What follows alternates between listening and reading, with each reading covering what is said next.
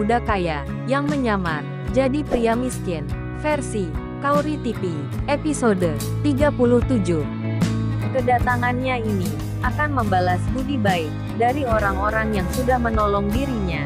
Setelah semuanya berkumpul, orang yang diundangnya, Pak Kades pun memberi mereka bingkisan sebagai hadiah. Selain itu juga, Pak Kades ini memberikan 1 hektar sawah pada orang yang dulu sudah membantu dirinya. 15 orang yang membantu dirinya itu pun menerima 1 hektar sawah per orangnya. Mereka pun bahagia dan senang sekali karena sudah diberi sawah oleh Pak Kades. Dia tidak menyangka kalau kebaikannya itu yang tidak seberapa dibalas dengan 1 hektar sawah. Baik, kita flashback sebentar. Pasti kalian bertanya, Pak Kades ini punya sawah dari mana sampai sebanyak itu? Padahal Pak Kades ini pertama kalinya pulang ke kampung halamannya. Jadi begini, setelah Arman menjadi Kades, setiap tahunnya Arman selalu transfer uang kepada ibunya. Dia berpesan agar uang itu dibelikan ke sawah supaya ibunya tidak menjadi buruh tani lagi. Dan ibunya pun setiap menerima uang dari Arman, uang itu selalu digunakan untuk membeli sawah, hingga terkumpullah sebanyak 50 hektar sawah. Dan dari situlah orang yang dulu membantu Arman, dia diberi sawah masing-masing 1 hektar. Karena kebaikan Arman ini, mereka menceritakannya ke semua orang yang ditemuinya bahwa Arman sudah menjadi orang kaya yang sangat baik hati dan tidak pernah melupakan jasa orang. Meskipun pertolongan itu tak seberapa, hingga berita itu tersebar ke telinga Pak Lurah, orang yang dulu yang pernah menghina keluarga Arman. Oh ya, Pak Lurah yang dulu melarang Arman berpacaran dengan putrinya. Kini lurah tersebut sudah lengser dari jabatannya dan sudah tidak lagi menjadi lurah. Bahkan dia pernah dipenjara karena kasus korupsi. Kini dia bangkrut dan tidak punya apa-apa lagi selain memiliki beberapa hektar sawah saja. Dia pun kini sibuk menjadi seorang petani. Kekayaannya itu sudah sirna. Ketika mendengar bahwa Arman sudah menjadi orang kaya, dia pun mencoba mendatangi rumah orang tua Arman. Dan di sana, mantan lurah ini tidak bertemu dengan Arman karena Arman sudah kembali lagi ke kampung halaman istrinya, atau di tempat dirinya merantau dulu. Mantan lurah ini ketika bersilaturahmi hanya bertemu dengan orang tuanya Arman yang sedang membangun rumah mewah. Rumah yang dibangunnya itu rumah termewah di desa tersebut. Lalu mantan lurah ini bertanya, apakah Armannya ada? Tanya mantan lurah. Arman sudah pulang lagi beberapa hari yang lalu.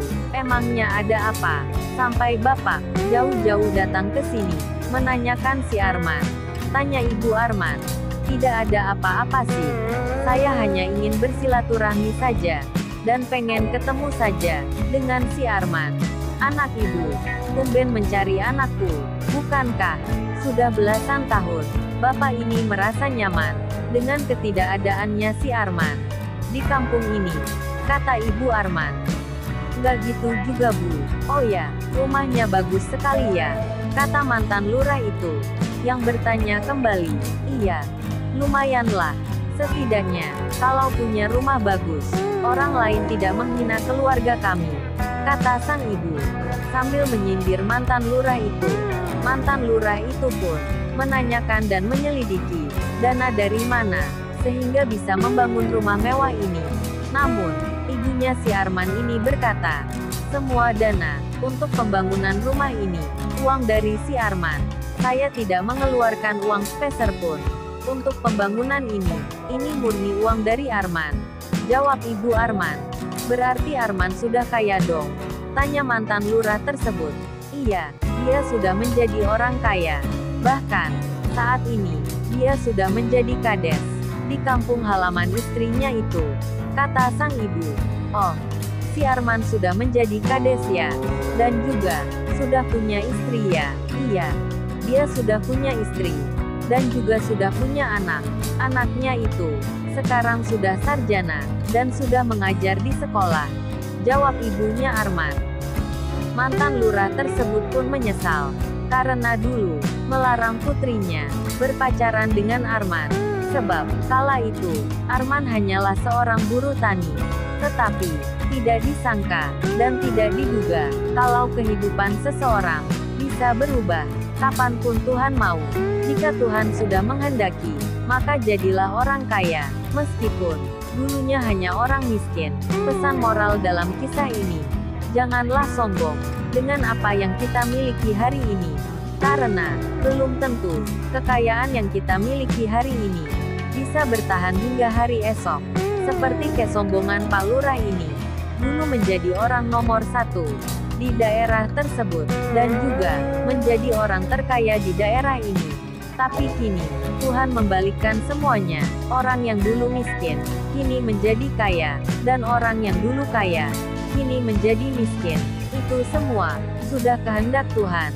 Kini sesal tiada arti.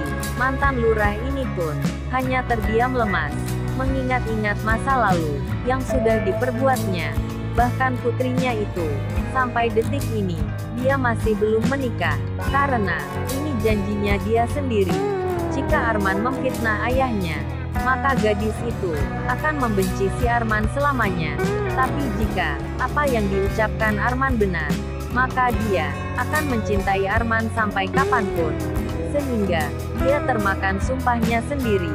Dia tidak bisa mencintai seseorang lagi selain Arman.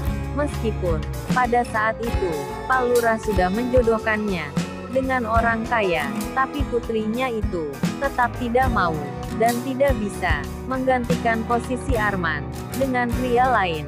Makanya, sampai hari ini, putrinya itu jomblo, dan belum pernah menikah sekalipun. Setelah sekian lama duduk di depan rumah orang tuanya Arman, rumah yang sedang dibangun itu, mantan lurah ini pun pamit untuk pulang. Sepulangnya Pak Lurah, ibunya Arman pun menelpon Arman. Dia menceritakan perihal kedatangan Pak Lurah tadi. Arman pun semakin tertarik dengan cerita ibunya. Dia merasa bahagia sekali ketika menceritakan tentang kehidupan Pak Lurah dan juga putrinya.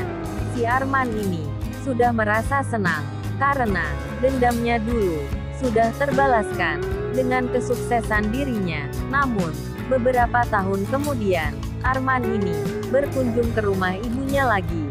Semua orang pun pada silaturahmi dan ingin bertemu dengan Arman yang sudah sukses itu. Tapi tetap, kesuksesan Arman tidak ada apa-apanya dibandingkan dengan kekayaan Pak Erlangga. Karena banyaknya orang yang silaturahmi, Arman pun banyak mengeluarkan uangnya untuk berbagi dengan mereka.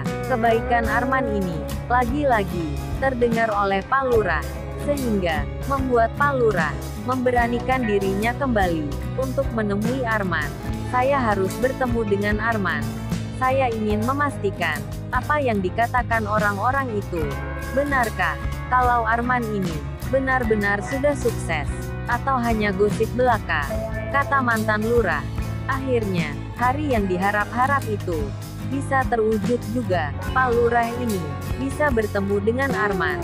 Di situ, Arman menyambut baik kedatangan dari Pak Lurah ini yang sudah menghina keluarganya dikala dirinya miskin. Tapi dia tetap baik saja, dan Arman juga sudah melupakan masa lalu itu.